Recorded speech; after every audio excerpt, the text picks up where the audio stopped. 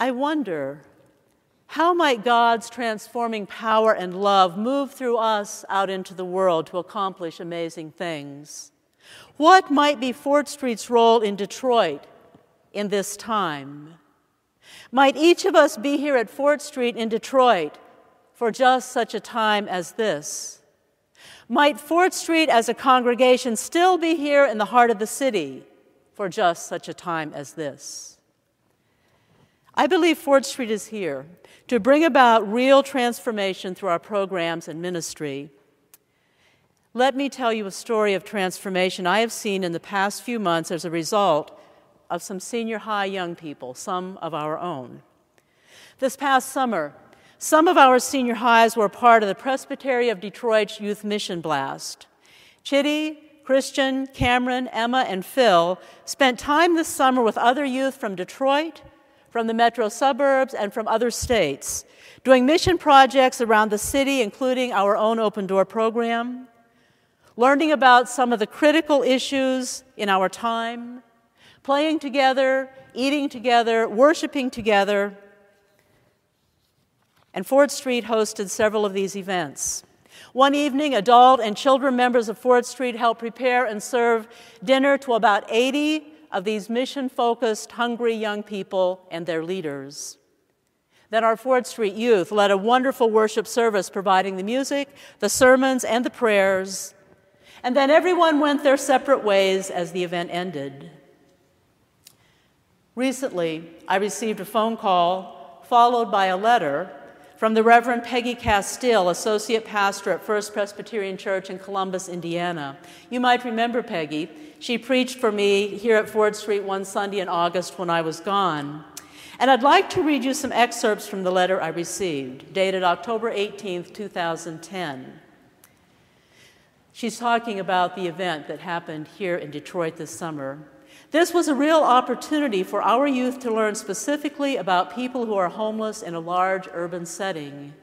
As a result, our youth came back humbled by the overwhelming number of homeless people in the city of Detroit and learned that even in our small town of Columbus, Indiana, we have people who are homeless. We wanted to do something to help. So they took on a youth project called Taking It to the Streets, where youth go out and experience being homeless for one night. In the process of planning our event, one of our senior high students took this project on as her senior project for her senior year of school. Every youth passed out information all evening long to our community about the problem of people being homeless in Detroit, Michigan, and in our own town of Columbus, Indiana. The people knew that half of the monies raised would stay here in Columbus, and the other half would be sent to a mission of the Youth's Choice back in Detroit. Half of the money was delivered to a homeless shelter in Columbus called Horizon House. The other half was overwhelmingly agreed upon by our youth to send to the Open Door ministry at Fort Street. These young people in Indiana raised almost $1,300 that night out in the streets. With the letter was a check for $638.29 for our Open Door program. The letter goes on. We also want you to know that we came to Detroit, Michigan with some knowledge about how critical the problem is of the homeless in your city, but came home blessed by the ministry that your church and other organizations provide to give hope to those who have nothing. We feel that you gave our church, as well as other churches, the example of Christ's own words. When you did it to the least of these, it is the same thing as doing it to me.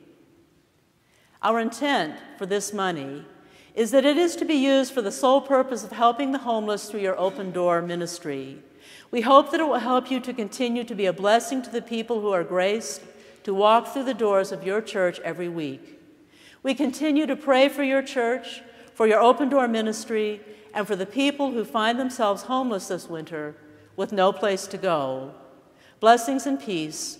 Reverend Peggy Castile, Associate Pastor, Miss Bailey Keaton, Senior Project Coordinator, and the youth and leaders of First Presbyterian Church Youth Group. None of us here at Fort Street knew this event had taken place until it was done and they needed information on how to get the money to us. Our senior highs will be deciding just how to use this money for the open door. I've been consulting Ben, and they will help choose how to use that money. They're also working on some creative ways of how to say thank you, and both youth groups and their leaders are considering ways to expand the partnership between our young people. These young people from a small town in Indiana had their worldviews expanded right here at Ford Street and in our city. The possibilities and horizons of Fort Street Youth broadened. Work was done making a difference in many, many people's lives, and new relationships were formed and are growing. So in the midst of what can look like some really grim times in Detroit, good things are happening. God is here, Spirit is moving, and we indeed are and can continue to be a part of it.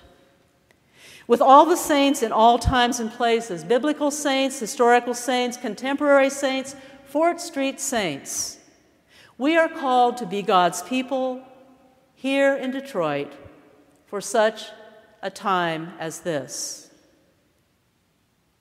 I wonder what risks we are willing to take, what dangers we are willing to face in order to step up to the task God is giving us in this time and place. When we do respond to God's call to us, this community of faith will indeed experience the transforming power of God in ways that we cannot even yet imagine, as we become God's transforming love in the city of Detroit and far beyond. Thanks be to God. Amen.